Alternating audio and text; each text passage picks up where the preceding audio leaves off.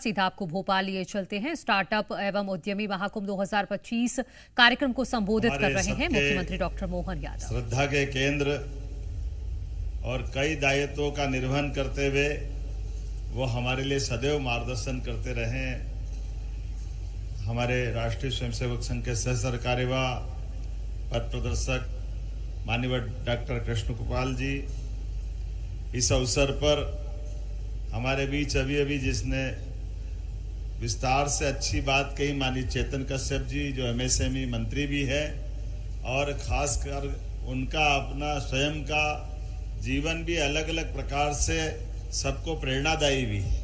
वो राजनीतिक क्षेत्र में आए तो सफल व्यवसायी के नाते से 50 साल तक अपना काम किया और 50 साल की उम्र पूरी होने के बाद बच्चों को काम सुपुर्द करके राजनीतिक क्षेत्र में आए और अभी पूरी दक्षता के साथ अपने काम में डूब करके हमारी सरकार के सबसे अच्छे काम करने वाले मंत्रियों में से चेतन कश्यप जी भी। इसी अवसर पर हमारे मंत्रियों के अंदर सौभाग्य की बात है, हमारे एक और मंत्री स्पोर्ट्स और कोऑपरेटिव मिनिस्टर भोपाल के और हमारी तुलनात्मक रूप से कम आयु के लेकिन दक्षता के साथ काम करने वाले माननीय विश्वास सारंग जी, आपका भी स्वागत अभिनंदन है। इस मंच पर ही विराजमान हमारी यहाँ की पूर्व महापौर और अभी कई अलग अलग कामों को प्रोत्साहन देते हुए लगातार सक्रियता के साथ ऐतिहासिक जीत के बाद अपनी उपयोगिता सिद्ध करती माननीय मंत्री श्रीमती कृष्णा गौड़ जी, आपका भी स्वागत अभिनंदन है। मंच पर विराजमान माननीय अखिल भारतीय अध्यक्ष लघु उद्योग भारती माननीय घनश्याम जी, भाई साहब, मैं जोधपुर गया था, आपने उसका उदाहरण भी सुनाया। इस अवसर पर हमारे अपने इस प्रांत के विभिन्न दायित्ववान सभी अध्यक्ष और संगठन के संचालकगण और खास करके अलग अलग दायित्वों के साथ सामने विराजे अखिल भारतीय संगठन मंत्री जी और सभी दायित्ववान कार्यकर्ता। लघु उद्योग भारती का स्लोगन मुझे बहुत पसंद आता है और चूंकि मैं राजनीतिक क्षेत्र से आता हूं, लेकिन स्लोगन हमारा लघु उद्योग भारती की दृष्टि से, लेकिन जैसा समय चल रहा दुनिया के सामने उसमें सारी बात आ जाती। दाम कम दम ज्यादा, ये दो शब्द में अपने आप में सारी बातों का निचोड़ निकल जाता।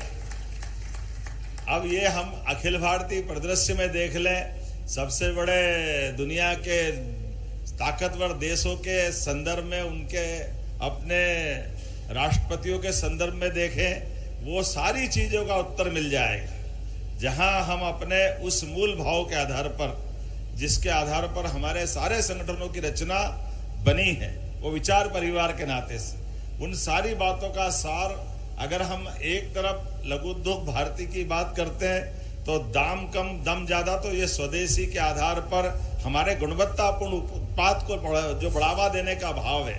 और इसी प्रकार से जब हम कर्मचारी संघ के अंदर बात करते हैं तो उनसे भी क्या बात निकालते हैं कि हमारे द्वारा काम कर लेंगे पूरे दाम, है ना, क्या है नारा, देश के हित में करेंगे काम लेंगे पूरे दाम।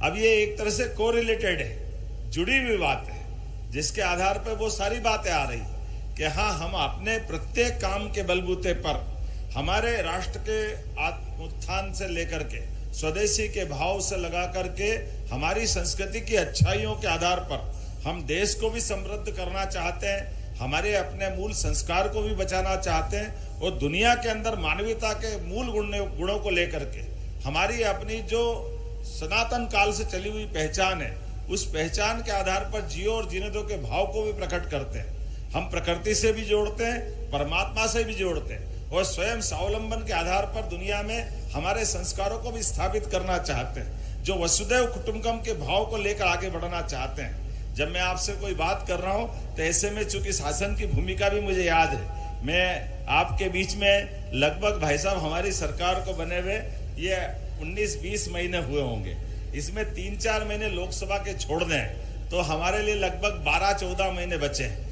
लेकिन जाने क्या हुआ, मैं अपने इस 12-14 महीने के समय में लगभग 2.5 महीने से ज्यादा समय अगर कहीं दिया है तो आपने इसी काम को दिया है। हमारी MSME, हमारी हेवी इंडस्ट्री, हमारा लघु कुटीर उद्योग पूरे तौर पर एक ही काम को लेकर के प्रदेश के अंदर भी, देश के अंदर भी और देश के बाहर भी हर एक जगह इसी भाव के आधार पर, और ये हमारा मूल निचोड़ भी है।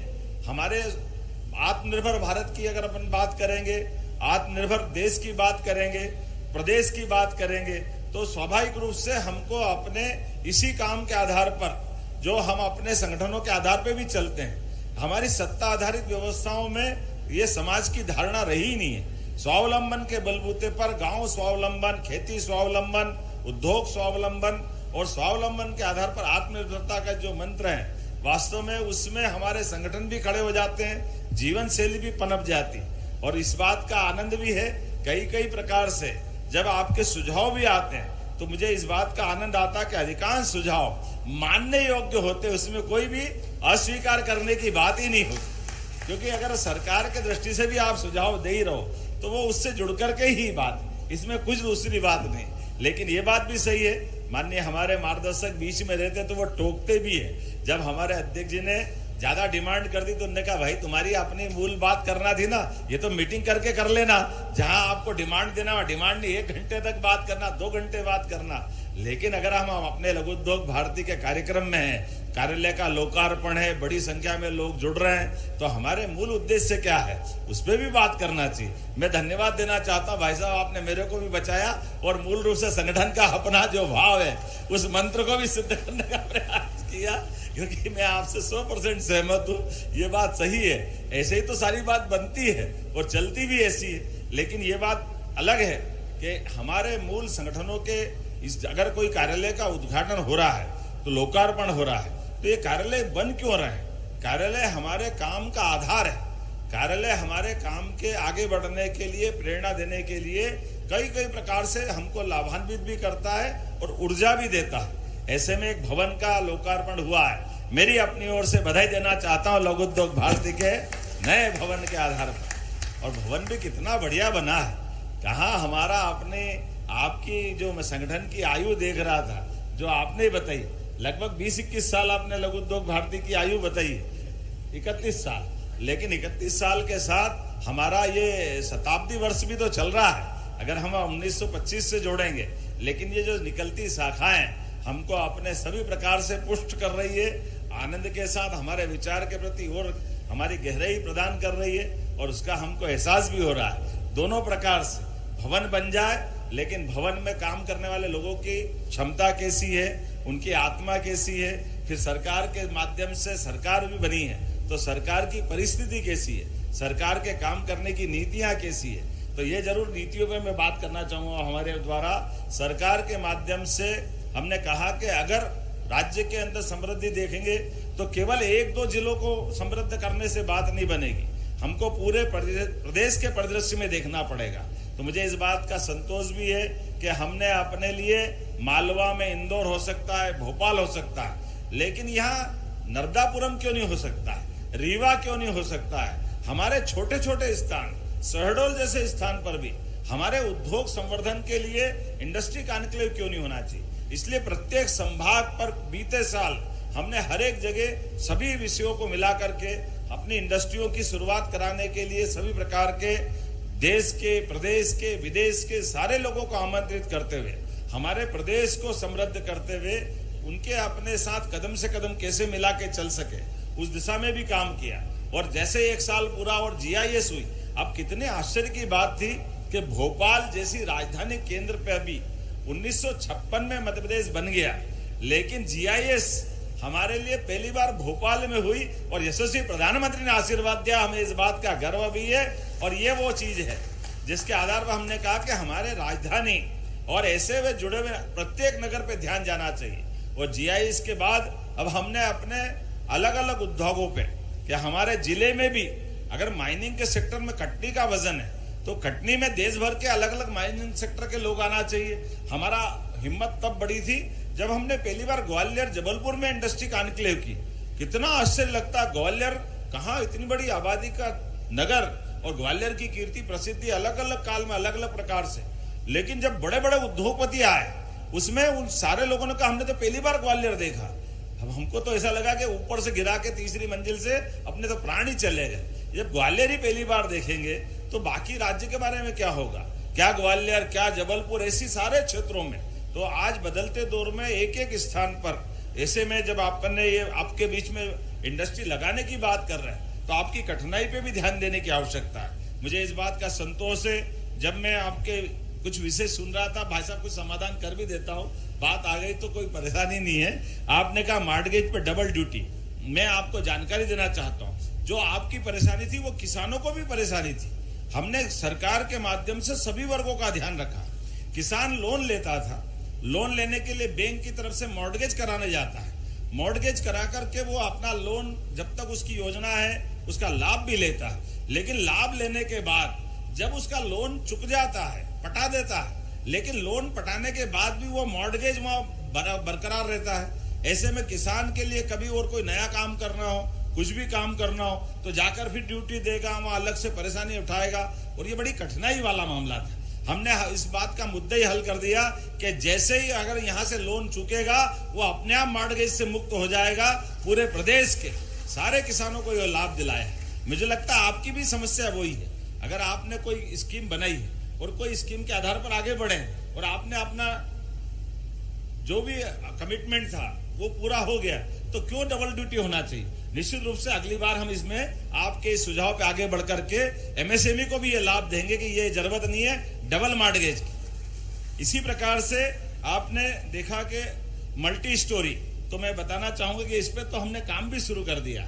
यहीं आचारपुरा और मंडीदीप में यहाँ पे भी ये हमने अपने इस पे काम प्रारंभ कर दिया और भोपाल के बाद ये नीचे तक ले जाएंगे कि छोटे छोटे उद्यमी।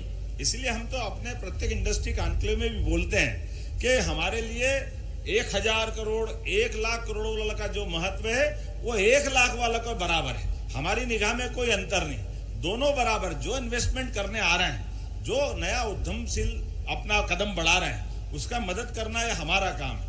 ऐसे में हमारी दृष्टि समदृष्टि होना चाहिए, हम समान रूप से दोनों को देख रहे हैं, इसलिए इसमें कोई संकट नहीं। और आपने फायर एनओसी की बात कही है, मैं इस बात का, आप तो उज्जैन के लोग गवाह भी होंगे, जब मैं शिक्षा मंत्री था एक बड़ा कार्यक्रम हमारा गुना के पास माननीय प्रधानमंत्री जी का चीता प्रोजेक्ट था और उस कार्यक्रम में सारे लोग, विधायक, मंत्री, सबको बुलाया था। और मैं वहां जब जा रहा था, रास्ते में जाते जाते समाचार मिला कि एक इंडस्ट्री के अंदर वो नागझीरी में कोई आग लग गई, उल्लास जी वगैरह मौजूद है और वहां हमारे कुछ लेबर का घटना घट गई।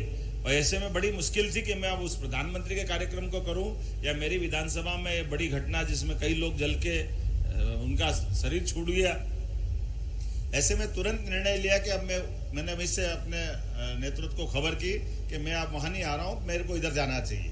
और यहाँ आकर के आपने देखा ही होगा, और हमने उस पर निर्णय किया कि ये अगर इंडस्ट्री में घटना हुई है ये भी है, लेकिन जैसे होता ही है कि बाद में इंडस्ट्री के अंदर घटना घटने के आधार पर, दबाव के आधार पर वो उद्योगपति पे मर्डर का मुकदमा लग जाए, ये हो जाए, वो हो जाए। उससे हमने कोशिश की कि भाई घटना को घटना जैसा लेना चाहिए, वो दुर्घटना है, कोई मन में किसी की दूसरी कोई भाव नहीं।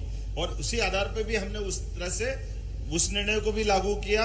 और आपको बताना चाहूंगा, इसी आधार पर फायर के लिए भी इसी दिसंबर के सत्र में हमारे एक नया बिल आ रहा है जिसमें हम ये प्रक्रियाधीन है, जिसके आधार पर समयबद्ध और सरल रूप से सारी एनओसियां सभी को लाभ दिलाएंगे। इंडस्ट्री वाले मामले में इस परेशानी का समाधान भी करेंगे, इसमें कोई परेशानी नहीं आएगी। और साथ ही साथ जैसे हमारे अपने राज्य के अंदर खेती के लिए, फूड इंडस्ट्री के मामले में, रोजगार आधारित उद्योग करने के लिए, भाई साहब हमारे राज्य के अंदर अभी हमने इंडस्ट्री पॉलिसी में 2 बात की गुंजाइश दी है कि जो मशीन आधारित इंडस्ट्री लग रही है उनका अपना काम है, उनको अपना तरीके से व्यापार कराना है।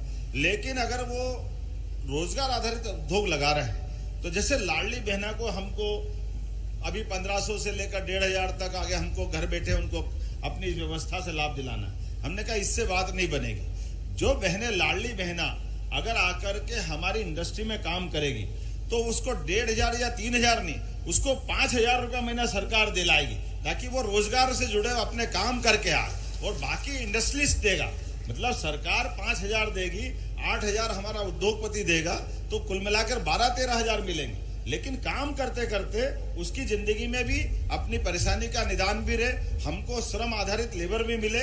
और इसलिए रोजगार आधारित उद्योगों के लिए हम उद्योगों से एमओयू भी कर रहे हैं कि आप अपनी इंडस्ट्री लगाइए, और उसकी बहुत बड़ी कीमत वाली भी नहीं, बहुत छोटी। अगर हमने 500 करोड़ से ऊपर वाली मशीन आधारित उद्योगों के लिए हमने कहा कि सब प्रकार की सुविधा देंगे, तो ये 40-50 करोड़ की इंडस्ट्री, 10-20 करोड़ की इंडस्ट्री भी अगर रोजगार परक लगाते हैं तो उसकी आने वाली लेबर, वो लेबर अपनी 100 से लेके 4,000-7,000 तक भी हो सकती है। जैसे कॉटन आधारित उद्योग हमारे हैं, तो हमारी झाबुआ, धार, निमाड़ का पूरा बेल्ट, ऐसे में कॉटन से धागा से लेके कपड़े बनाने तक, कपड़े बना करके निर्यात करने तक वो इंडस्ट्री लगाते हैं। तो लेबर आप अपनी इंडस्ट्री में लगाएंगे, लेबर से आप अपना काम कराएंगे, निर्यात आप करेंगे, जो बाकी व्यवस्था आपकी इंडस्ट्री के माध्यम से आपकी हो सकती वो आप करेंगे। लेकिन आप हमारे राज्य के लोगों को रोजगार दे रहे हैं, तो 10 साल तक 5,000 रुपया महीना सरकार आपको देगी ताकि आप रोजगार चलाओ। ये रोजगार आपको चलाना है, लेकिन रोजगार आधारित कारखाने खड़े करके हमारे राज्य के लोगों को काम का मौका मिलेगा। ऐसे कई प्रकार के सेक्टर में, अभी मेडिकल सेक्टर में भी हम इस तरह से आगे बढ़ रहे हैं कि हॉस्पिटल खोलो, हॉस्पिटल भी सब सेक्टर में खोलो, हॉस्पिटल के अंदर भी अगर काम करते हैं तो हम उस प्रकार से उसकी मदद कर रहे हैं। ऐसे हमारे आपके माध्यम से जो तकनीकी रूप से दक्ष करने के लिए संस्थान खोलते हैं, ITI खोलते हैं, पॉलिटेक्निक कॉलेज खोलते हैं, इंजीनियरिंग कॉलेज को भी हमने ये बड़े पैमाने पर अपने देश के बाहर भी और देश के अंदर भी ये अभियान चलाया हुआ है कि अगर आपके संस्थान के माध्यम से अगर आप अपने गुणवत्तापूर्ण उत्पाद के उस प्रकार के लोग ट्रेंड करना चाहते हैं, तो हम ITI या इंजीनियरिंग कॉलेज भी आप चलाना चाहोगे तो आप में आपकी सहभागिता उसमें भी जोड़ेंगे, क्योंकि हम चाहते हैं कि हमारे राज्य के अंदर ही प्रतिभाएं अपने दक्षता हासिल करे और उस दक्षता के बलबूते पर वो अपने क्षेत्र में यही खप जाए। इसलिए भी एक नया मॉडल पे भी हम आगे बढ़े। अभी हमारा उज्जैन का जो इंजीनियरिंग कॉलेज कैंपस है, उस इंजीनियरिंग कॉलेज कैंपस में IIT इंदौर के माध्यम से भारत सरकार के शिक्षा मंत्री को मैं बैठा, वो बैठे, हमने कहा हमारे जो जितनी इंडस्ट्रियां लग रही है इनके अंदर अन्वेषण के काम, नए रिसर्च के काम चलना चाहिए, क्योंकि अब नए समय में नए प्रकार की रिसर्च होती जाए तो रिसर्च के लिए वो बाहर क्यों जाए, हमारे राज्य के अंदर ही उपलब्ध होना चाहिए। इसीलिए डीप टेक रिसर्च पार्क बनाने की बात आई, तो पहले तो ये बना के 50% भारत सरकार, 250 करोड़ भारत सरकार मिलाएगी और 250 करोड़ हम मिलाएंगे। लेकिन एक टेक्निकल मामले में कि IIT इंदौर है तो उज्जैन में क्यों करे, जबकि हमने कहा कि अब तो मेट्रोपॉलिटन बना दिया है, इंदौर उज्जैन अलग नहीं है, लेकिन उसमें कुछ व्यवधान फाइनेंस की तरफ से आया तो हमने कहा 500 करोड़ भी हम दे देंगे। लेकिन IIT का ये एक्सपर्टी है, उनकी अपने आप में विशेषज्ञता है, तो IIT को जोड़ करके हमारा भी टेक्निकल डिपार्टमेंट जुड़ेगा और ये अलग अलग प्रकार के अनुसंधान के केंद्र भी खड़े हो। ऐसे ही अपने आपके माध्यम से जहां भी ऐसे संस्थान की आवश्यकता होगी, सरकार आपके साथ खड़ी है। आप दक्ष अपना स्किल डेवलपमेंट के कार्यक्रम चलाएं और उसके माध्यम से लोगों को रोजगार भी दे। और कुल मिलाकर के हमारी आपकी जो भावना है, यशस्वी प्रधानमंत्री ने तो स्वयं 15 अगस्त में जब उनने बात कही है कि स्वदेशी सारी बातों का समाधान, और इस बदलते दौर में हमारे लिए सौभाग्य की बात है, यशस्वी प्रधानमंत्री के उस आह्वान के बलबूते पर हमारी सरकार भी कदम से कदम मिला करके अपने सभी प्रकार के ऐसे उद्यमशीलता के कामों को बढ़ावा दे रहे हैं। मैं आपके MSME के आंकड़े ही देख रहा था, तो लगभग 6 करोड़ से ज्यादा सूक्ष्म लघु MSME इकाइयां अपने देश के अंदर है, लेकिन जिनका 30% से ज्यादा GDP में लाभ है। और हमारी सरकार ने भी बनाने के साथ भाई साहब निर्णय किया कि सरकार बनती तो 1-1 साल की नीति नहीं बनना चाहिए, 5 साल के आधार पर अपने सारे कामों का हमने रोड मैप लेके प्रारंभ किया। तो 5 साल के अंदर हमको बिजली कितनी लगेगी, और बिजली तो 20 साल तक आगे तक हम सोच रहे हैं। और उद्योग भी अपनी बिजली अगर वो उनको महंगा पड़ता है तो बिजली अपनी स्वयं की उत्पादित करें, उसमें भी हम मदद करने के लिए तैयार है। अगर आप अपनी बिजली स्वयं उत्पादित करते हैं तो आपको भी सस्ती पड़ेगी।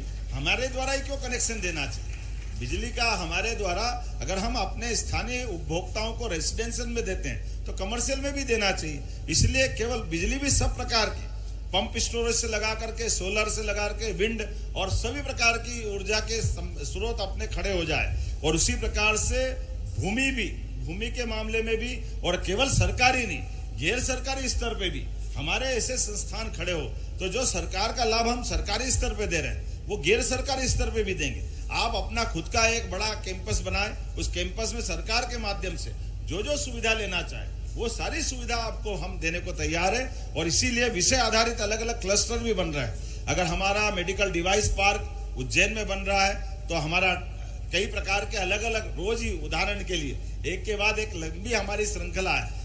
लेकिन आज लंबा समय हो गया, हम सबको भाई साहब को सुनना है। मैं एक बार जोरदार अभिनंदन करें, मैं भाई साहब का मध्य प्रदेश सरकार की ओर से अभिनंदन करना चाहता हूं।